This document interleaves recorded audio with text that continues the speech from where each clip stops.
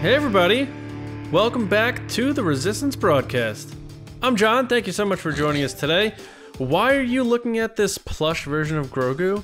Well, because we're going to talk a lot about his potential future. We're going to speculate on Grogu beyond the Mandalorian here on the podcast. And with me, as always, my wonderful co-hosts, Lacey Gilleran and James Baney. What is going on? Lacey, you are, I would say you're a Grogu fan. Is that fair to say? Yes, I would say fanatic. I love Grogu. So a Grogu fanatic. You even enjoyed the Grogu cereal. I did enjoy it.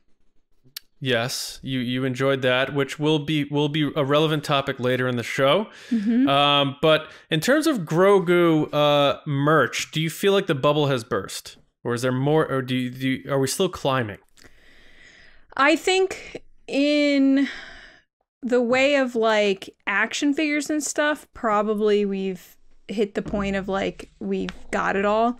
I say that knowing that Tanashi Nations, I believe is the company name, just released like a samurai version where they have him in the little like push cart and it's absolutely adorable. So it's like, oh, they've done it all, and then they release something like that. I think you're going to see Grogu on a lot of kids' clothes for a long time. And I know because I've been getting them all. So I know that they'll always be on the clothes. Yeah, I think the next thing would be is if what we're going to talk about later, like if Grogu moves on and like he becomes adult Grogu or something. And then but we get baby like for now is going to, they're milking that for baby stuff.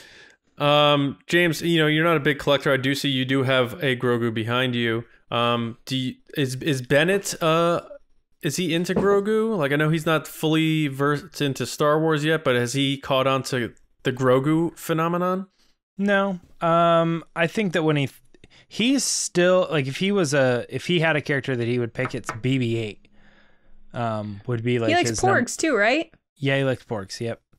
So, and Grogu to him is still Baby Yoda, which is interesting.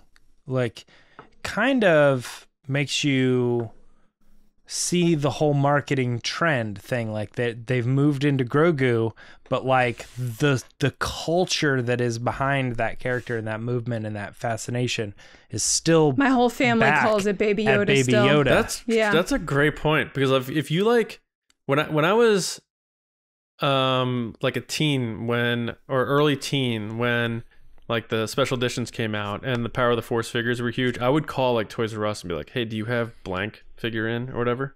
And I would be that annoying guy, like, can you go check if you have this figure? If people called like Target now to ask for that, they would probably say, do you have Baby Yoda, not Grogu? Because the person at Target would be like, I have no idea what Grogu is. Yeah, but they would know what a Baby Yoda is, even though on the box it doesn't say Baby Yoda. Mm-hmm. It's interesting. Do they have toys that say Grogu? Yeah, they probably should. I don't know if they do yet. I think it still says the child, actually, but I'm not sure. We talked about that the other day when we discussed the Disney store or whatever. I said they still had clothes that said the child, and I was like, I feel like we're past that, but I guess maybe not. This, guys? Come on. I don't know. It feels like it's gone in stages of like Baby Yoda, and then we kind of were like the child. That's the marketing. That's how they're going to push this thing. But the Baby Yoda still was like the bigger cultural thing, and then now it's even still like it that we know the name, but it all ties into the Baby Groot thing too, and like seeing how Marvel handled the same similar type of success, and they have moved past Baby Groot. Well, the whole thing is that he was Groot before Baby Groot, so people knew like once he moved on. Mm-hmm. Yeah. But yeah, we're gonna get into him a little more. Grogu's gonna be the main point of our discussion, but we like to have some other fun first here on TRB. We like to load up our episodes, and James is gonna take us through part 1. If we don't count that opening as part 1, I don't know if we count that, but either way, James, what's up, man? I fear nothing, for all this, as the Force wills it. We're getting ready to do Will of the Force this week, but before we get into it, I want to talk a little bit about our Patreon. So please, if you could, consider supporting the podcast by becoming a patron. If you haven't yet, check out the page at patreon.com/resistancebroadcast and take a look at all of the tiers, which start at just $2 $2, guys. I had like lunch with my son today and it was like $20. Like I could have had an A&W burger, or I could have supported a podcast that I love for 10 months. Pretty crazy if you think about it that way. Your support secures the future of the podcast and allows us to grow and put more time into creating content. And now it is more important than ever. So with a huge 2022 coming from Star Wars, we need to be prepared and make a lot of content, and we need the support to keep doing it at this level. So if you are able to support, a big thank you from all of us. It means so much. We are going to get started with Will of the Force this week. All of our patrons who are $5 supporters or higher are able to submit questions. And we're going to start off with a new person, a new patron supporter, a commander, Michael Schilling. Michael wanted to know and asked us, will Fennec Shand tell Boba Fett about Omega in the book of Boba Fett? You have to start here. You want me to start on this one? Yeah. You're our Bad Batch guy. All right, so we talked a little bit about this on Monday, and how the new report from Star Wars Newsnet kind of makes me think we're leaning in a direction that they might not go so heartfelt with the show and just leave it as like Boba Fett, taking names, right? Just going through the book. So it kind of makes me think that is not going to happen. However, I still think, will the name be mentioned? Will it kind of be tied in? I think it's possible. I just think there's so many connections with Book of Boba Fett and the Bad Batch. Meaning, like, why did Fennec Shand have to be in the Bad Batch? But she's there, right? There are other rumors that, some of these other bounty hunters are going to show up in Book Boba Fett too. So when you're watching Bad Batch and you see like Cad Bane show up and everybody's like, oh, Cad Bane, we haven't gotten him in forever. And then the possibility of him showing up in live action, it's like you have Boba Fett and Fennec Shand and Cad Bane and all this other stuff, all these things that have to do with Camino and clones, and they mention all this, it just seems very obvious to me that hopeful obvious that could be a connection they go down. So I think Fennec Shand and Boba Fett will, at some point, I'm hoping they utter the words Omega. It just gets mentioned, reference, a sister, something along those lines. That's my thought on it, Michael. I'm going to get to John on this one. What are your thoughts? I do not think Fennec Shand is going to tell Boba Fett about Omega in the Book of Boba Fett. I think that's specific. I think he's going to already have awareness of it. I think something's going to happen in the Bad Batch, which is going to explain why Omega has not been present during the stories we've seen thereafter.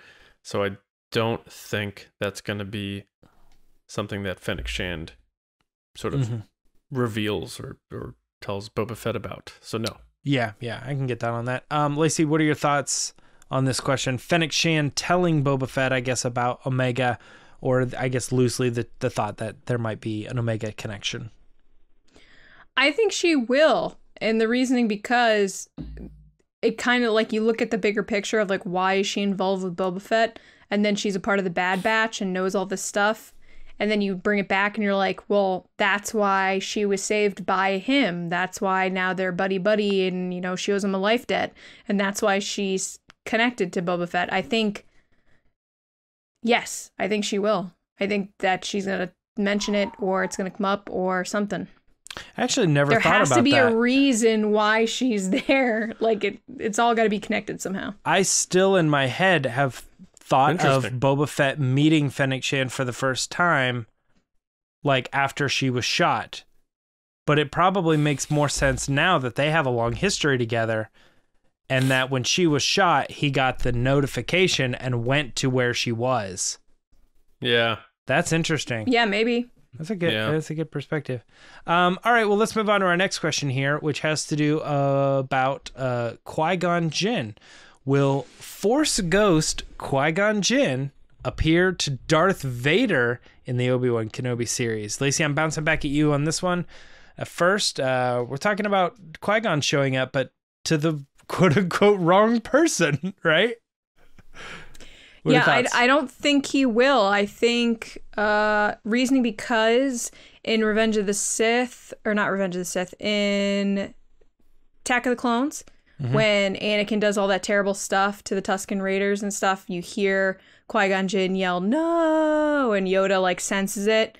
Like I think that was him trying to connect to Anakin before he made that move.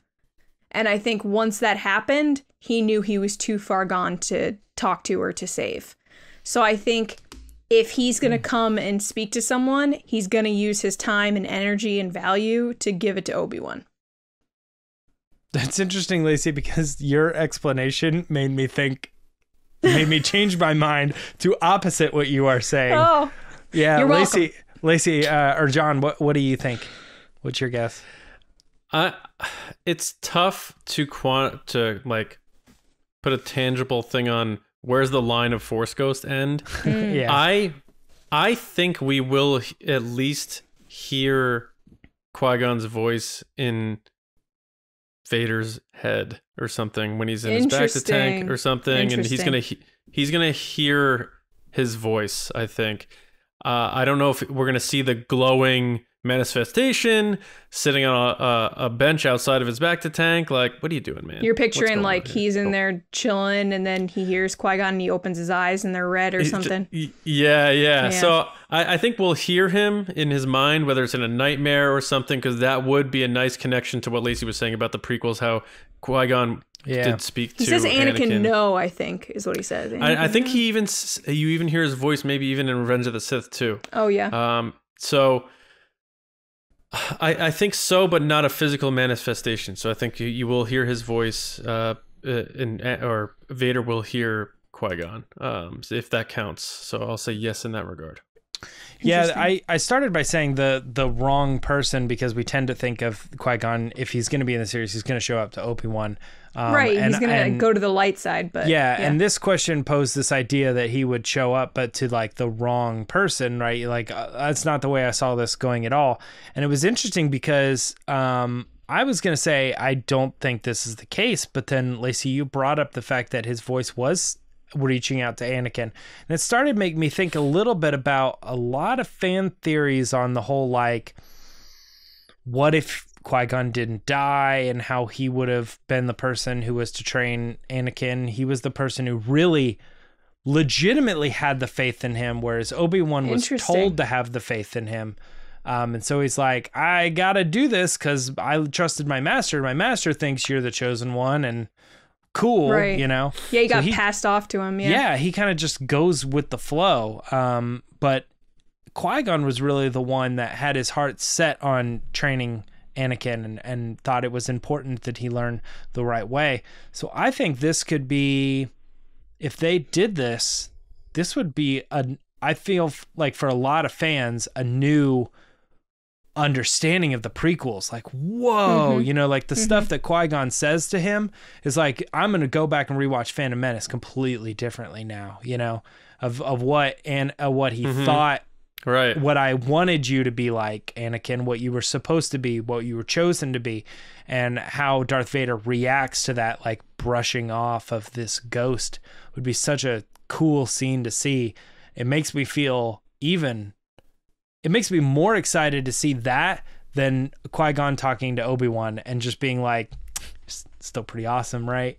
How are things? Going good? All right, awesome. You seen Yoda around lately? Yeah, all right, cool, all right. There's nothing that really shakes things up there. I mean, maybe somebody could point that out to me in the comments, but I think that's a wild idea of him showing up to Darth Vader. All right, we're going to move on to another one here, and this one is another question submitted by one of our patron contributors, Major Nerd Coma. Major Nerd, yeah, I like that. Will we see a trailer for Obi-Wan or Andor before the year's end?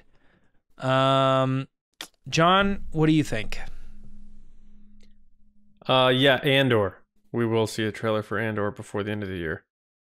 Trailer for Andor. Not Obi-Wan. Not Obi-Wan, Andor, though. yeah. Yep. And it might be you know, and after no, actually, you know what? I think they'll isolate it. They won't pair it with Boba Fett or anything like that on Disney Plus because they want it to the public. But I think we'll get a trailer for Andor before the end of the year. Not Kenobi just yet. Interesting. Okay, Lacey, what are your thoughts? Which one? I agree with John. I think we're gonna get Andor. We're gonna get a teaser on Disney Plus Day. It's such an unknown. I don't have faith in this Disney Plus Day like I think you guys do. I think that if there's anything they're going to give us on Disney Plus Day, it's Andor because that's wrapped shooting. Yeah. So if they're going to give us something that they want people talking about with Star Wars, they're going to give us a full trailer for Book of Boba Fett at some point. But then on Disney Plus Day, they're going to give us a teaser for Andor. When is Disney Plus Day? Remind me. November 12th. Yeah, November 12th. No. Yeah, no. So we're going to get a trailer for Book of Boba Fett before that, and then get the teaser for Andor with a behind-the-scenes clip for Book of Boba Fett. Yeah, I'm going to say no on both of these. I don't think we're getting it. I think Disney just plays so close to the chest. Wow, you're so lame, James. You don't like fun stuff. I hope it happens. I'm saying I think they just play way too close to the chest. And you're talking about Obi-Wan and Andor being like maybe spring. Like if that's the case and they're willing to put out trailers that far in advance, then teaser. Why haven't we gotten Book of Boba Fett trailers yet? It's not. They don't market that ahead of schedule. So I think that at that time, November, they're just going to be so focused on letting us know more about Book of Boba Fett and how it's coming, and wait till that runs its course. That's when you're going to start seeing the other shows, Andor, Obi-Wan. I'm trying to remember what kind of trailers they showed us on Disney Investor Day. Didn't they show us Jungle Cruise? Well, we got the Andor thing as kind of a teaser trailer. Like they had something behind prepared the scenes where they had a lot of behind the scenes, and that's why I'm saying we'll get a trailer. I'm not thinking of that as like a trailer. I'm thinking that is another like advertisement, and that's not the show yet. But they're done shooting, James. They are done shooting, but they're also done shooting Book of Boba Fett. We don't have anything. So it's true. I don't know. Let's do the last question here. Assuming he is alive after episode 9, will Lucasfilm explain where Grogu was during the events of the sequel trilogy? And bonus, if you guys want to answer this, in what medium of storytelling? Lacey, I'm coming back at you. Talking Grogu. Start with John. Head in. Start with John on this one. John, where do you think he's likely to show up? I think they will explain it. I have this weird feeling that there's going to be some sort of premonition, whether that's from Ahsoka or somebody sensing what happens at Luke's academy, and that prevents him from going there. And he maybe either goes into hiding or something like that, like Yoda did after Revenge of the Sith. I mean, it'd be a little too much if you went to Dagobah and was like, no one's living here now. All right. This little hut looks nice. It's about my size. I think the Empire destroyed Dagobah. The whole planet? I think think they went there. I could be wrong on that, but I have a vague thought that they went there and found the area and destroyed it. I could be wrong. So he's not going to go there. I might be wrong on that. No, I think in a comic they'll do something that kind of explains where he was during the sequel trilogy. I think so. I think they almost have to, especially if we're gonna get into in a little bit, explore maybe where he goes going forward. So I'm gonna say yes, and probably some kind of comic book. Yeah, Lacey, thoughts on Lucasfilm explaining what happened to Grogu during the events of the sequel trilogy? You know, it's funny. I think Lucasfilm and fans, there's a lot of different characters that were wondering, like, where were they? Weren't they called to the fight? Like, what's going on? So I think they're going to have to at least give some explanation. I think it's going to be done in a book. Ooh, something more long form than a comic. That gives a little bit more detail. I definitely think we will learn the answer to that question. Like, where was Grogu and what was his place during the sequel trilogy? In what medium of storytelling?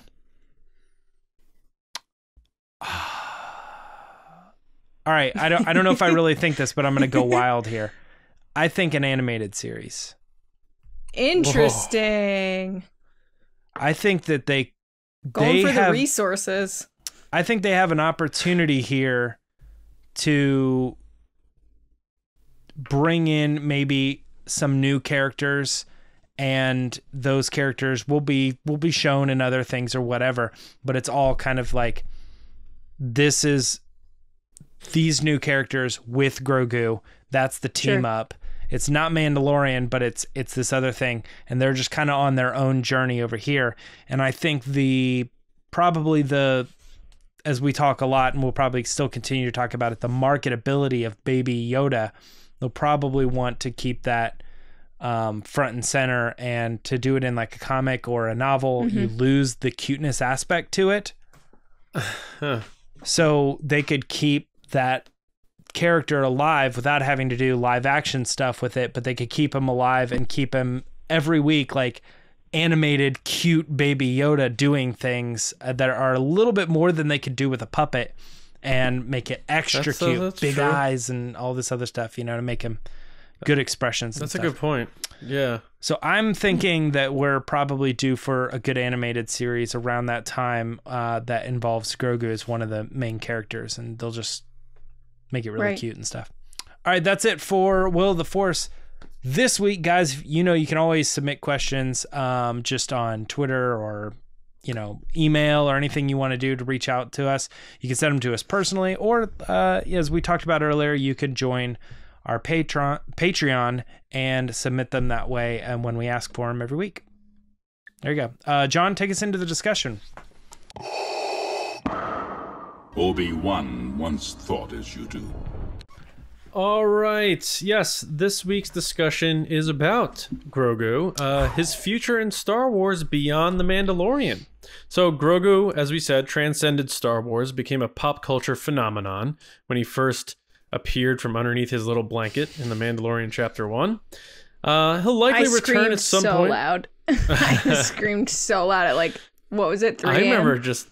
I remember, I'll never forget seeing the 34. Point of view from behind him when you finally see the ears pop up and just being like, what? Straight up screamed, scared my cats, woke up Matt. It was, So he will likely return at some point in The Mandalorian and or elsewhere, but we're here to speculate on the future for Grogu beyond the Mando era, even maybe after the sequel trilogy, because it's a young character, especially for what we've seen his species can live up to, 900 years.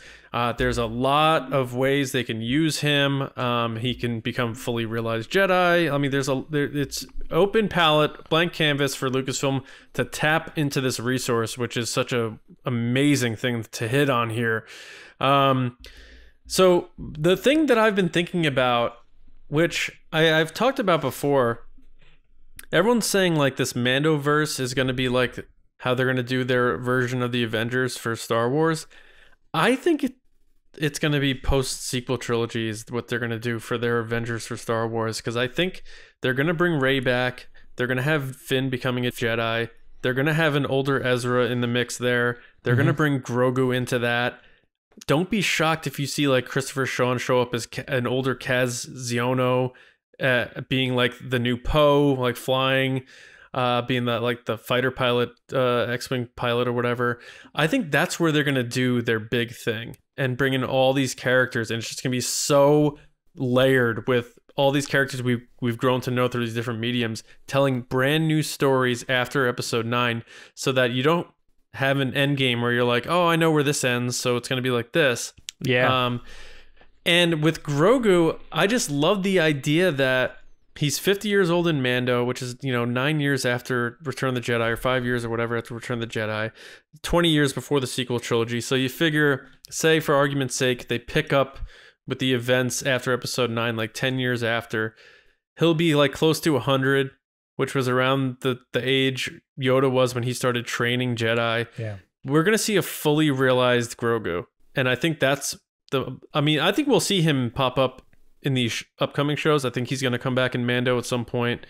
He may even be in the Ahsoka series because of that connection they made sure they established in that episode between how comfortable he was with Ahsoka. But my eye is on just adult Grogu. And I know that's going to take away a little bit of the cuteness, but people still love Yoda, and they'll probably keep him sort of looking like he does, just a little older, and keep that charm a bit. I think that's going to be something amazing. Like, just, again, like, if you're a listener, close your eyes and picture Rey interacting with Grogu, like right now. Throw Finn in there. Don't you like get the butterflies a little bit and feel like, wow, that is a level of connectivity that will just unearth all these possibilities for Star Wars. And that's where my mind is to kick things off. Exactly what you're saying. That feeling, that emotional aspect to seeing those things cross over, like, I love this and I love this, the two of them are interacting, is exactly why Marvel is as successful as they are. Yes, absolutely. Fluffernutter. When I don't know what you just said. Fluffernutter, I love this. Peanut Put butter them together. and marshmallow. Oh, interesting. You never heard of that sandwich before? No. It's a sandwich? Oh yeah, it's This a is New getting England crazier. thing, John. Fluffernutters are New England. They came up in Boston. Oh, I think They're Pretty apparently sure. still there. Like, just Fluffernutters they never are got marshmallow out. fluff and peanut butter on a sandwich. yep. Weird. It's absolutely delicious. Yeah, you need to try that, dude. Yeah, anyway. I love that. For once, it was the other way around. Usually James is like, have you tried this James thing that knows only all of them, Ohio has? Yeah. Well, it's weird because he's like, exactly, bibbly bopadoo. I'm like, what did you just do? I'm like, John, nobody knows what you're talking about. I think you're the only person who doesn't. I love fluffernutters. I guarantee Fluffernutters people are in the so good. comments are going to say, All right, I'm putting a poll on absolutely. Twitter right now from TRB. Do you know what a fluffernutter I know is? people will say, absolutely, I've had that, whatever, but I'm going to say there are definitely people who are like, I don't know what that is. I love that you were like, bippity boppity. Bing shuma shama. All right.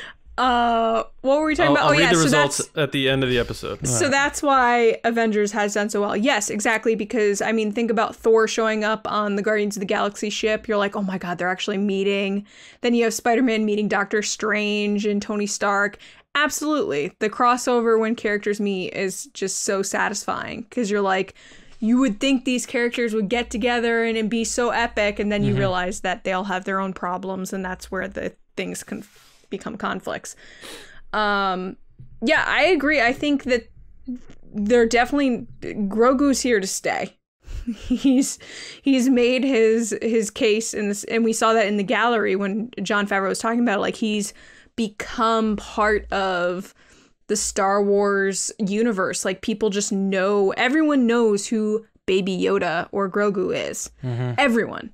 My dad even knows. Bill Gill knows what Baby Yoda is. So if Bill knows, then everyone knows. And he's on every piece of merchandise and every backpack going back to school. You know, my little cousins have backpacks of him. It's just, and they've never even seen the show. So kind of like that's the impact that this character has had is you have people rocking the merchandise and loving, you know, the toys and stuff, but they've never seen the show and they don't watch Star Wars and they don't care about anything that has to do with Star Wars. They only care about Baby Yoda Grogu. Yeah, That's it's a like thing. it's like the idea But Lacey- of Pokemon without having to play it. It's like I like Right, Pikachu, I like or like I buy Pikachu, yeah. Pikachu things, but like I don't watch Does- Pokemon. I don't play those games. Come on. Does people caring about Grogu in the sense of like, oh, I'm going to buy this figure for my nephew translate to I'm interested in that character and I want to watch what he's in? I think those kids are going to grow up and want to see more of him. Yeah. Yeah, I Once agree. they're old enough to see The Mandalorian, which, you know, Yeah. I think a lot of people are letting their young kids watch The Mandalorian because of Baby Yoda. But I think as they grow up, they're going to want more. And I think Disney knows that. They've got you hooked in. They're like, oh, this group is going to age up with this character. Yeah. Kind of like Harry Potter. Harry Potter was the perfect age that a lot of us grew up with. That when we were 11, the first book came out and we were like, we want to go to Hogwarts. And then by the time we were teenagers, he was a teenager. So it's like kind of like that. And I think Disney's realizing that. You know, I don't think Jon Favreau went into this being like, I'm going to create this character that is so wonderful and cute that everyone's going to connect with it, and it's all you're going to see. I was just thinking about that. Like, do you, like, it's kind of side note from the discussion, but like, do you think that the Baby Yoda character was fully intentional? Like, Disney were like, oh, this is going to be cute. But I think they even have stated, like, anybody involved was like, we did not expect it to be. They had no idea. Yeah. I don't think Jon Favreau was like, look, this is cute. People are going to love it. People love Yoda. I don't think anybody could have fathomed how big of a phenomena this is. It's so weird, though, because anytime you ever see anybody that's got to see it ahead of time, they were like, as soon as I saw it, I knew instantly everybody was going to love that. And I'm like, what was missing? Yeah, I know. Yeah. Dude, think about Gizmo in the late 80s. I know, like, I was the right age for that as a little kid. I'm just thinking, like, how adorable he was, and I was, like, hoping he was real and wanting to, like, have him as my little friend and stuff like that. Like, that's almost what Baby Yoda is. Like, Gizmo was this huge thing in the late 80s with Gremlins, because they're all ugly and he's this little cute one. I would argue Pikachu. Pikachu's probably the big one that's, like, stood the test of time. Sure. I think I'm more so because Gizmo kind of looks a little like Grogu with the ears and the big eyes. And so trying to look at it from a little kid perspective, I think Lacey's right. These kids are going to grow up with Grogu, and it's going to mean a lot more to them, kind of how people who grew up with the Ewoks loved the Ewoks, whereas people who were older when they first saw Star Wars didn't necessarily like the Ewoks, you know? Right, or like how little kids grow up with Rey, and when Rey comes back, it's going to be this huge thing because those kids are going to be in their 20s. They're going to be the ones podcasting, and it's going to be this monumental It's like thing. us seeing Luke. I mean, a lot of the connection with Luke, with all of us as Star Wars fans, is that we grew up with Luke. He's our childhood hero. So to see him again, it has this like really emotional connection. I think kids are going to have that with Grogu and with Rey, John. I think you're completely right. And Finn and Poe and BB-8, I think they're going to grow up and just know that those characters are their Star Wars. And it's just so interesting, though, because the sequel trilogy, I feel like a lot of kids have seen, if not, you know, the cartoons, Galaxy of Adventures type stuff, or the actual movies themselves. I think a lot of young kids went to those movies because they were, you know, PG or whatever. Were they PG-13? PG. I feel like parents took their kids anyway. I saw a lot of little kids at these movies, but PG-13 is only came around, I think, in like the late 80s or something. No, I'm saying the sequel trilogy, were they PG-13? The sequel trilogy was PG-13. Yeah. I still saw tons of little kids there. But regardless, people are always going to take their kids to Star Wars. Yeah, I think the craziest thing, you know, thinking about this discussion topic is the fact that so many kids know Baby Yoda and have never seen an episode of The Mandalorian. Yeah, that's true. My son. Yeah. Bennett. He was one and a half saying Baby Yoda. I was like, oh my God. It's insane. And I don't know where he like even knew that. Like, did he hear me talking about it? It's you had posted a video about it, right? Where you asked him and he's just like, he goes, that's Baby Yoda. I'm like, how'd you know that? He's like, yeah. But so can I steer this back a little bit to the topic at hand? Exactly. Yeah. So my thought here is that, you know, it's kind of an unpopular opinion because everybody just kind of looks at it like, well, that's not fun. But something as far as my guesses, when I guess things, when I think of the direction that things are going to go, that I've had a lot of success is betting on the unknown, which is, you know, for an example, like, is the planet that Rey on, is that Tatooine? It's like, well, it could be Tatooine. You're right. That is a sand planet that we know that would have a lot of connection to the Star Wars world, and it would, you know, make a lot of sense for all these reasons. But is it likely that I would get that out of the options being an eternity of millions of possibilities of other planets? Is it this one or billions of other opportunities that somebody just created out of their head? It's probably more likely that that's the logical choice. So when we think about Grogu in the post Episode 9 era, in that timeline, we start to go, what makes sense? Oh, well, they're going to pair this person up with Rey. I'm sorry. They're going to pair this person up with Finn, you know, and because there's so much that we don't know about that era, that we tend to just point to those characters as those are the only options. And I have a strong feeling, although I like John's idea, I think that's a smart move for Disney to do, is make the post Episode 9 era a little bit more Avengeries and let those stories build, and we just don't know where we're going, and they're endlessly, you know, that's all good. I can't say for certain that Grogu is going to end up with characters that we know, because there's only like 5 or 10 characters that we could probably put on a list that are characters that we would recognize as the big heroes. And what's the probability? Yeah. Yeah, I mean, as soon as you involve other storytellers that are like, oh, I get to tell stories in this era. Oh, but I can't use Rey. Okay, well, can I use Grogu? Yes. All right, I'll do that. I feel like Grogu has reached that level where it's not going to be one of those things where they're like, oh, Charles Soule wants to write a comic on Grogu. They're going to be like, nope. I'm talking about live action content. Like Untouchable. I'm talking about Disney Plus shows and other things like that. And the future of this character beyond Episode 9 and that timeline. I'm just right now, because I agree with where I think everybody is it makes total sense to do that with Rey. But I have to acknowledge, sometimes you got to bet on what you don't know, because that's just reasonably, mathematically, a logical choice, that Grogu is going to have a storyline that doesn't involve, like, Rey, you know?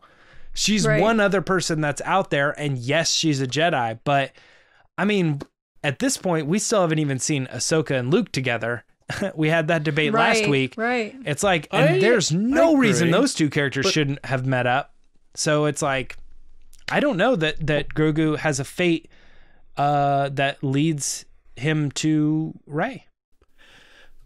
That's fair. I mean, I feel I'm pretty confident, and not based on any knowledge or anything, that we're going to see more movies with, you know, Rey and Daisy back in that regard. And what would help lock in a bigger box office pull than putting that little dude in that movie series too? Mm-hmm. You know, Grogu will definitely bring more people into it who were like, oh yeah, I loved him in that show, and oh yeah, I'd love to see him. So, and it's a way to introduce the audience to your new vision for Grogu, which is a little bit older, one that talks, one that uses a lightsaber. Put him in a movie and everybody saw it. What if he's like not necessarily the MacGuffin, but what if like they have to find him for some reason, and that's part of the explanation of where he was during the sequel trilogy, and he's like the new part of balancing the Force from whatever this new threat is, and that's a wild just put a tinfoil hat on thing, but just here's an idea of how to get Grogu in there. I can't help but think about Rey doing her like kneel down thing like she did with BB-8, but it's her and Grogu, and just like him teaching her a trick with a lightsaber or something. Like, that would be just like insanely amazing to see that happen. And I'm sure those ideas are floating around somewhere at Lucasfilm where they're like, this is our new little golden goose here. We still have the big guy, Darth Vader, back there, but this little guy for the future, plus Rey, and like we keep saying, like that, like Lacey, you say, like little girls, that little girl who was at our panel in 2019, just loving Rey, and like they're going to be of that age where it's like they're going with their friends to the movies to see Star Wars because they remember seeing it when they were 5. Yes, Bella. And when they were 5, they saw Rey for the first time, and now they're going to be 20, and like they're going to be the ones driving to the theaters, and like add Grogu to that. It's just like, it seems like one of those no-brainers that Disney would be like, yeah, we're on board with that. Like, that sounds really good. James, I also do understand your idea too, but I also think you're of the idea that you're not necessarily convinced we're going to see more movies with Rey, right? So we're not talking necessarily about movies, though. What I'm stuck on is episode 10. The big, we're doing a trilogy, episode 10, 11, and 12. As far as movies that, you know, involve Rey, like a Rey Skywalker movie, yeah, I understand that. A Finn TV show where he's learning to be a Jedi and Rey's in it, yeah, that makes sense. You know, or the Poe Dameron TV show or whatever, where he's just off fighting, and you know, you occasionally see certain characters are here. All that stuff makes sense to me. I'm just, where I don't land is that I'm not sold that they're going to do another big 10, 11, and 12 continue the story trilogy thing. Okay. That's fair. But as far as the characters and the actors that are involved, like continuing the stories with the characters, yeah, absolutely. I think that will happen. Do you guys think we'll see like a fully realized Jedi Grogu, like just full on? He's a grown adult, 100 years old, just killing it with a lightsaber Grogu at some point. I think so. And you know what popped in my head actually as you guys were chatting? I had this like kind of like daydream moment of thinking. Those are good. I had the same thing, and I don't think you guys want to hear what I thought. Well, my daydream was, talking about Rey and Grogu and all those people meeting up. That means Chewie's there too. So I was just thinking like, then flash into the Marvel thing like Rocket Raccoon and Groot. How about Grogu and Chewbacca, where you have Rey just like somewhere fighting and she's just like Chewie or something, and then it cuts to Chewie and Grogu's like jumping off his shoulder and like hitting people with the lightsaber. I mean, just make it already. Like, how epic would that be? And then nobody expected Grogu to be there, and then the audience loses it because there's Grogu just like, Chewie's launching him with him in a little backpack. Oh my God. I'm just picturing Chewie just that like action figure him running up, jumping off Chewie like Rocket Raccoon does with Groot. Yes. Yeah. Yeah, just see. I mean, it's insane. Seeing BB-8 interact with Grogu, like you throwing in Chewie to me though really made me think like what they could do with him in that post era. And I mentioned the Poe Dameron show, and I'm like, what if they just had like Falcon and Winter Soldier, but it's like Poe and Chewie, Poe Dameron and Chewbacca, and it's just like we've gotten to the point that we're like, are they just gonna carbon copy, just regurgitate? Right. That sounds really cool. No, my terrible idea that I was daydreaming, and you guys are gonna go, I hate this, and I almost hate it too, but I was thinking, what I love how you're like, I was thinking about it and I kind of hate it, but I'm gonna tell you anyway. Yeah, what if they went like, because the galaxy and a new order of people coming in and trying to take over everything, that all just seems too similar to everything that's already happened. So I was trying to think of other options and how Grogu could be involved with that. Maybe if Grogu is the big center point of the Force and he's this big thing, maybe they could kind of Dark Phoenix him, and so they have to like he doesn't understand his own power and he's kind of causing a rift that's like a Force thing where they have to go and save Grogu from his own ability to balance in a bad way. Like he's now understanding balance as, if I've been light like my whole life, like maybe we need to raise the dark up, and he's like be kind of out of his mind, balance oriented or something like that. And it could be kind of an interesting thing because you could put him at that age where he like talks and understands and has the ability to kind of make his decisions and lead people and train new Jedi and other things. I don't know, I'm probably in a car on a radio right now, and so many people are driving going like, this is ridiculous. Stop talking about this. I don't want that at all. More ridiculous than him jumping off Chewie's shoulder being like, yeah. I think that all sounds good to me, but it's like the one thing that would be the real question mark is, well, depending on how big of a role he's going to have or whatever, because you don't want to overdo it, because then you get into that like Porg territory, at least for me, where you're like, I'm so sick of this. Oh, the Porgs, John with the Porgs. But it's like with Grogu, they're probably going to, if they involve him in movies, I don't know that he's going to be the center point, right? But he'll be a factor. And then it comes to the question where do they toe the line between puppet and we got to do some CG here because he's going to be using a lightsaber. They really pushed with, Werner Herzog saying, no, you got to stick with the puppet. And they did obviously use CGI for elements of the show without question. And we can't tell the difference, which shows how good they are. Right. So just figure if they're going to make these movies in 8 to 10 years, how much better is it going to be then?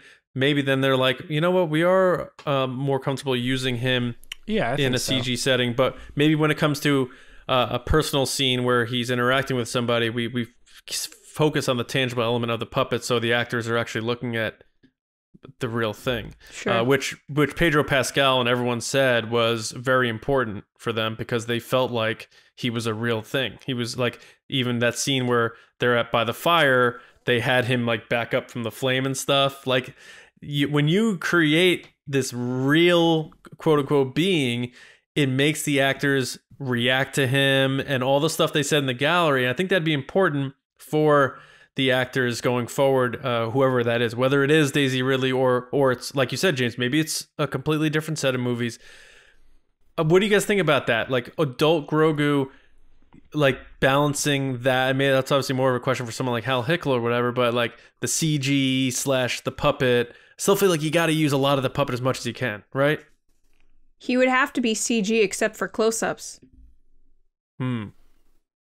Like, but CG Yoda, not that we got in the prequels like that, not the puppet Yoda. But then you want puppet Yoda based on what we got in The Last Jedi and the original trilogy.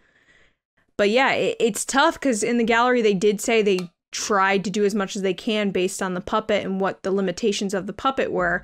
But you can't have a puppet fighting with lightsabers and stuff and make it look realistic. So I would assume it would have to be CG. Yeah, I mean, here's the thing is when you say a CG character like, you know, whatever Yoda's species like is Rocket. or something like that. Rocket was a CG character. Yeah, I mean, but the thing is like you're immediately, when you put it in the context of Star Wars, you're going to go to Yoda and you're going to think of all of the CG characters in like the prequels. Yeah, so you're looking at how they replaced Yoda with that fully CG. You're looking at Jar Jar Binks, you're looking at Dexter Jetster, you know. Boba. Yeah, exactly. And you're thinking like, that doesn't really feel right to me, but it's like that was George's decision. And that was 20 years ago. And 20 years ago.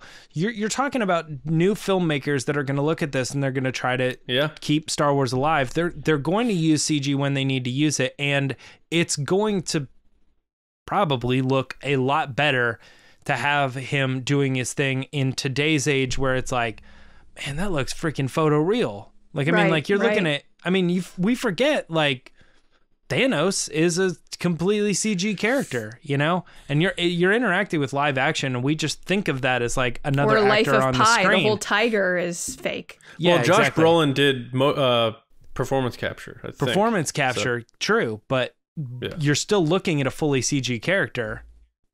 Well, maybe they have Grogu do performance capture so they make sure the CG's right. Exactly. I mean, if you got him on set, you might as well.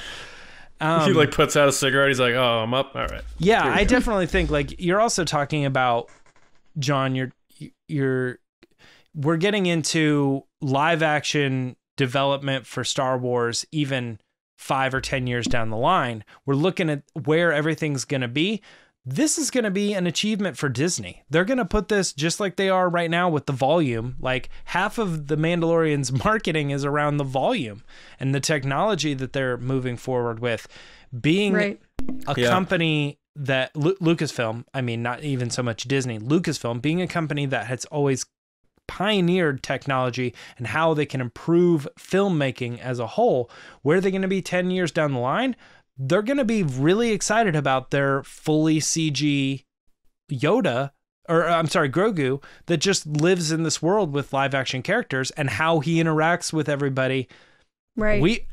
They might even be using AI to program how the character is going to react, so it's almost like a surprise performance. Right.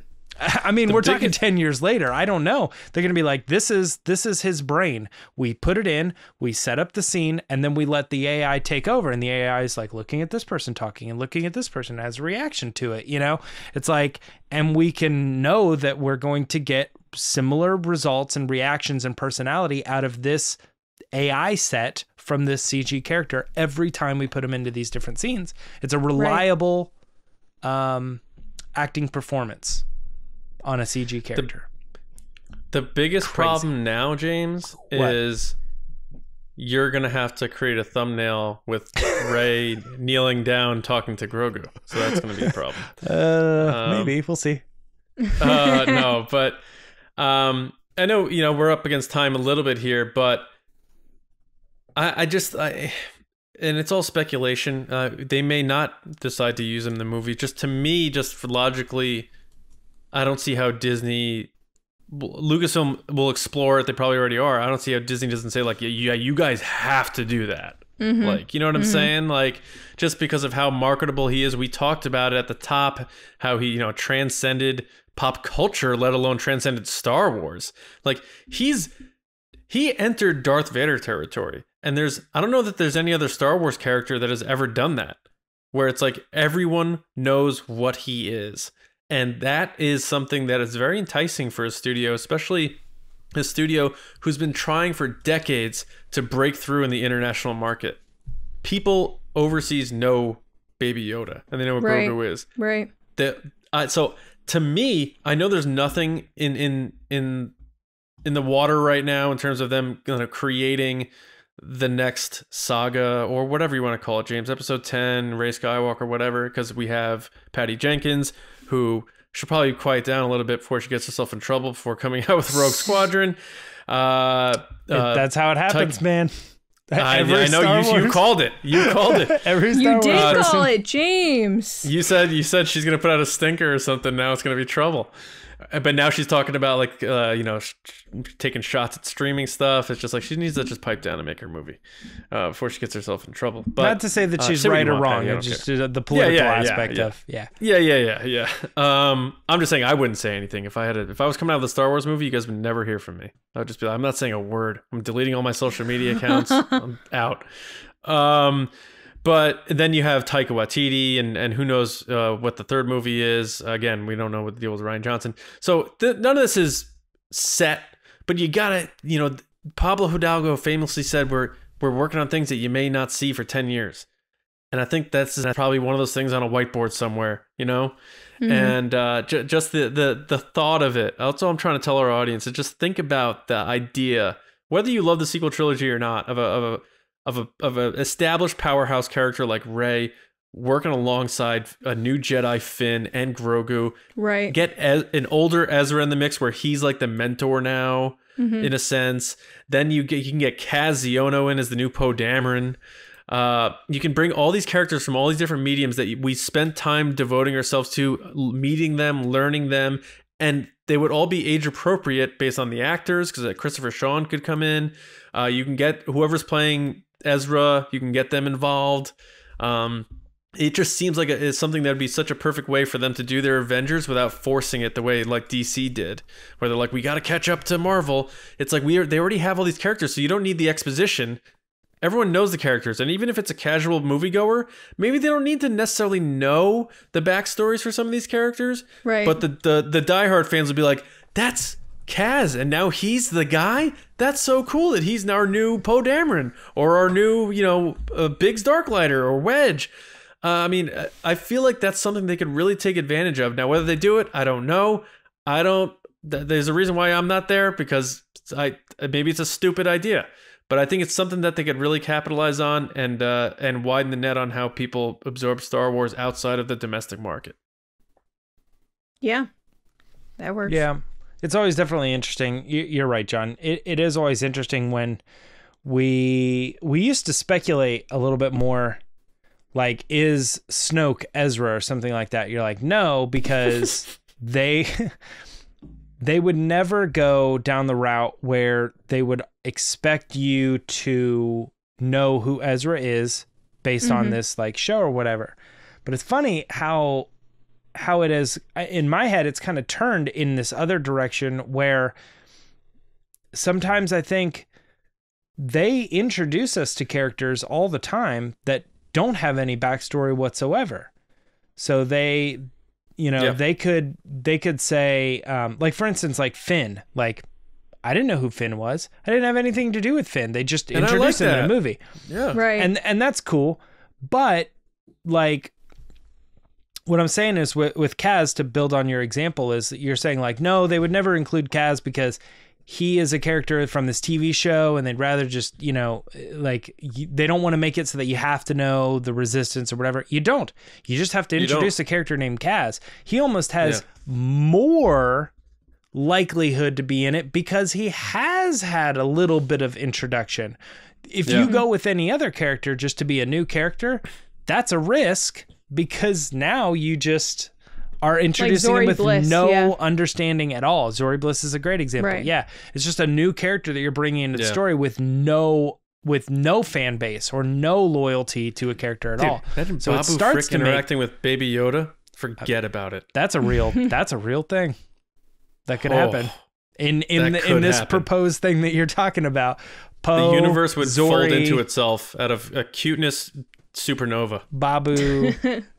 Yeah, BB-8. you have Oh my god! All the have- bees. you have Chewbacca and Oh. BB-8 at his feet, and Chewbacca's holding Babu frickin' Baby Yoda. Forget about it, dude. Oh my god. All right, so any last thoughts before we move on? I gave mine, so I don't know if James, you kind of did. Lacey, do you have anything else you want to throw Yeah. on here? I hope we see more of Grogu. I don't want it to end with hey, he went off with Luke and that's it. I don't think that's the case. I think, going back to what I said earlier, it's just the beginning for Grogu. I think there's plenty of story to tell.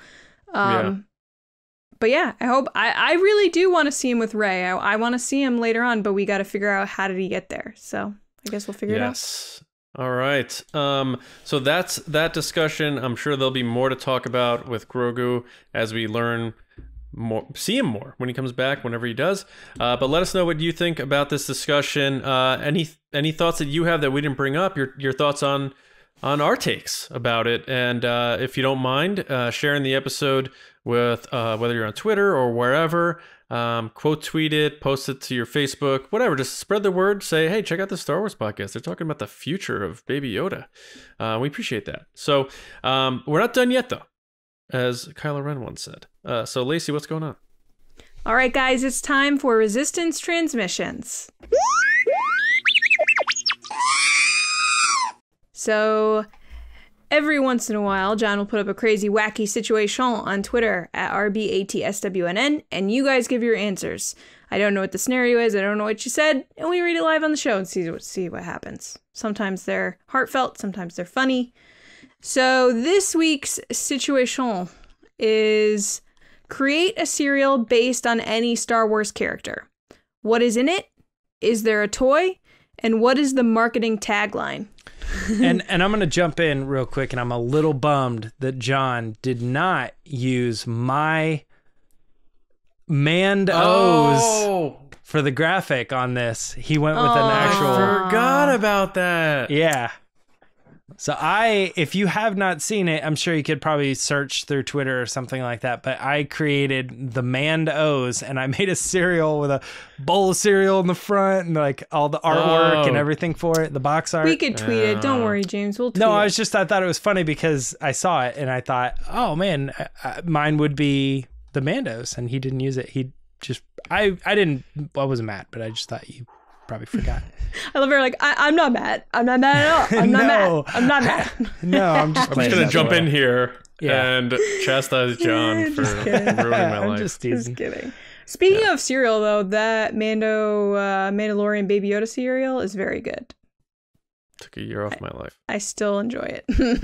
The first one looks very similar to mine. All right. First up is Kale B, aka Luke's green saber. Hey, Kyle. Hey, Kyle. He said, Boolios, a wheat-based cereal that will help you win the war. That is each morning. I added that. He didn't say that to read it that way. This fun cereal will make your milk turn as green as an Ovician. Ooh, well done, Kyle. With a taste so good you'll lose your head. Oh, Kyle. Boolios. The part that I laughed that I loved, he did say it. I got confused on what he was left out. It's the wheat-based cereal that'll help you win the war. I love that. That's good. I don't care what anybody says. Look, I love Mark Hamill. He did a great job with Boolio. I was sad to see Boolio die, but he does have a little bit of an accent when he says win the war. Go listen to it. I can't hear Mark Hamill in that voice at all. No matter how many times I That's hear probably it. why he did do an accent. That means he did a good job. Yeah. Yeah. If I had John's talent to be able to pick out any voice actor, any famous voice actor, I feel like it would be... John wouldn't have gotten that useless... He wouldn't have guessed that it was Mark Hamill. Get out of here. Yeah. So patrons know what you're talking about. Yeah. I opened up a browser and clicked on it, and it was like recent history. Arby's, Vic Rames. We have the meat. Anyway, next is Andrew Staley at Deuce_Staley. Hey, Andrew. He said, buddy. have you ever heard the tragedy of an unbalanced breakfast? Wow, you guys went all out this week. New Chevios with lightning marshmallows will give you focus for your day of galactic rule. Each box includes a special wrinkle-free iron-on Order 66 logo. Oh, Very nice. Chevios. Do it. So a couple of Easter eggs in there. He added "give you focus," which is I know. probably one not a lot of people These, didn't so pick up far, on. the first two have all these little, like, things in it. Yeah. I love it. I also feel like it's like a go-to for people when you're creating a cereal. A lot of people want to go with the O's. That was what I did. The Bullios and then the Chevios. And I'm just waiting for Do we even Brian have- Ward to do each one of these boxes. Oh, Brian, that'd be if great. you're yeah. bored. Do we even have a If you're free. cereal called anything O's? Can you name one legitimate cereal named Cheerios. Oh, Oreo O's. that's a I good think point, they're but it's Oreo not like O's. cheery. Oreos. It's not like cheery O's. I Oreo think it's O's. Oreos. There you go. Count Yeah. Chocula. No. Oh. But I don't count Cheerios. Did- That's one word. Did you guys see Brian because of the last week the bee sting story? He made an image of a bee as Obi-Wan having the high ground on me. Oh my And god, he wrote, no, I didn't. I didn't He see wrote, that "John, I either. have the hive ground." Oh, man. Brian is the best. Oh my! He has the best setup. He's like, he posts all his photos all the time of his background now, where he sits and does Photoshop in front of this beautiful background, and I'm like, man, I need to step my game up. Brian is he's all time. All right, so next is Mark at the Kind of Awakens. There he is. At _kind_awakens. He's also a Kit Kat expert. Fun fact. His cereal is Raisin Ben. Oh, God. 2 scoops of raisins in every box will replace your 2 rebel hero parents who left you at Jedi school. A balanced breakfast for the unbalanced Padawan. That is really good. Raisin Ben. I Guys, like you it. went all out. Next is Sean Santarude at Rude Cold. How rude, Sean? Sean. Where you been, Sean? Sean said, Porg Pops. Yes, you can now be just like Chewbacca and eat your very own porg. Ooh. The slightly roasted cereal even pops in your mouth to give you that to give you that perfect morning wake-up call. Please note, no porgs were harmed in the making of this cereal. Very important to say that. Slightly roasted cereal even pops in your mouth. Slightly roasted. Next is Matt Skywalker at Jedi_adopted. Hey, Matt. He said, try Raylos. What is it? Yeah, that was me looking at the camera for the audio people. Okay. Wholesome Corn Ray and Kylo faces with marshmallows, pink hearts, blue lightsabers, silver lightning bolts, and empty black Henleys. Once you've tried Raylos, you'll never be able to move on. Ain't that true, Matt? I'm still stuck on them. Once you've tried Raylos. Oh, man. what a tagline. I'll put that on a shirt. All right, next is More 5150 at More 5150. What up, Michael? Hey, buddy. He said, golden puffed Snokes. Have you ever seen puffed wheat? It looks like Snoke's gnarled face, coated with golden glittery sugar with red Praetorian Guard marshmallows. I love how everyone's adding marshmallows because it's just got to have marshmallows. Red Praetorian Guard marshmallows, which have just a hint of ketchup flavoring. Golden puffed Snokes, causing an awakening to your taste buds. I like that his pitch was at the, like, everyone's had a pitch almost like wholesome corn Ray, and you know, it's like they're not describing it, they're almost like stating the commercial. This might be the best transmissions we've ever had. Okay, next is Steve Lamson at Kremlin Cardinal. And Steve said, what up, Steve? Steve said, Mandos. Yeah. Here we go. So I'm yeah, it's out there. Jesus, so upset.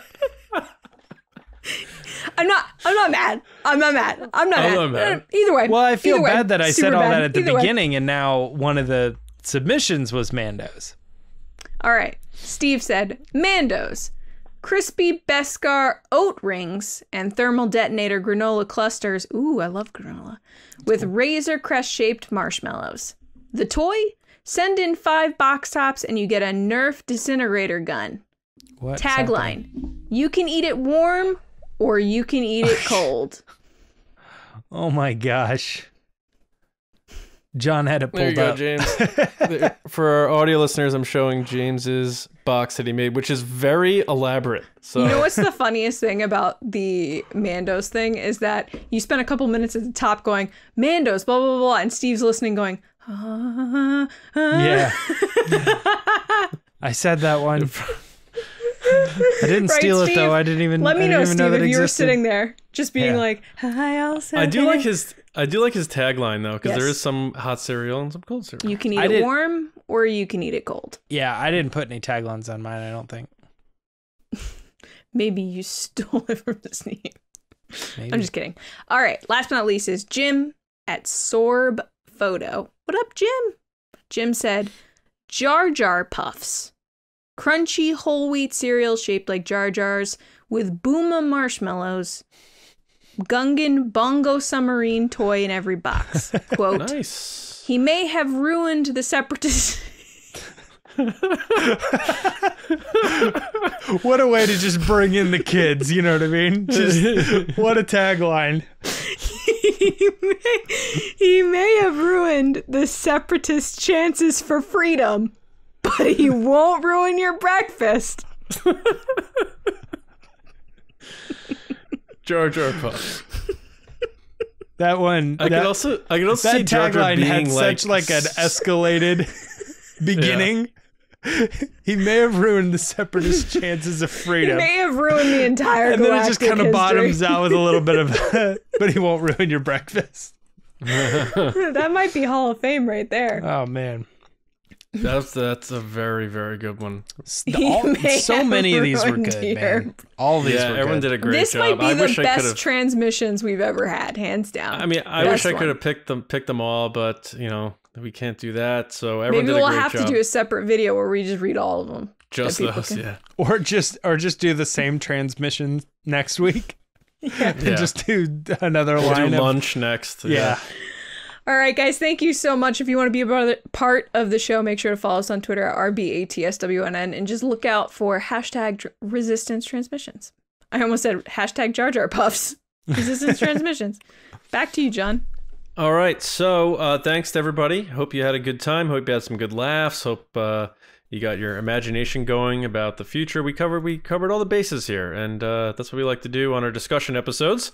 A lot of speculation, a lot of takes, a lot of good discussions, and hopefully a good time for all of you. So thank you. Make sure you do subscribe to the show on your preferred platform, whether that's an audio podcast or youtube.com/Star Wars Newsnet videos. As James said at the top, Patreon support means a great deal to us, especially if we want to do what we want to do for 2022. We're starting to plan now already, so your support will allow us to know what we can do. So thank you all for your support, and a special thank you to our generals and our spice runners. First, our generals Carmelo, Andrew Staley, Jeremy Myers, John Reese, Jetta Rosewater, Paul Olson, Jake Houchins, Oliver Lewis, Frank Grande, Haz Islam, Joe Ritchie, Darth Hurricane, John Charlton, Nick Kratz, Christian Morales, Brian Smith, Matt Chitty, and Val Trichkoff. Thank you, and our Spice Runners, David Probus, Neil Shaw, Double C, Chris, Kendall Gelnar, Ryan Wara, Dave Hornack, and Micah Harrison. Thank you, Spice Runners, and thank you to all of our patrons for all of your support. It means a great deal to us. Make sure you're going to StarWarsNewsNet.com every day for all of your Star Wars news, reviews, editorials, information, and more. Johnny Hoey on Twitter, writing and editing over at Star Wars Newsnet, and my movie podcast, Just Like the Movies, available on all your audio podcast apps. Not video. We don't like to do video there, but anyway, Lacey. People can find me on Twitter and Instagram wishing for all these cereals because they sound delicious, but also probably talking about what happened yesterday with Hasbro. So, yeah. Very true. We'll see. Yeah, Check it out. did our predictions from Monday about what they won't announce happen. Check on Twitter. come to fruition? James. You can find me on Twitter and Instagram at Myra Trunks. Indeed, they can. We will be back on Monday with another episode, so We hope everyone has a wonderful weekend coming up, and we'll see you next time, right here on TRB. See you around, kids. Bye.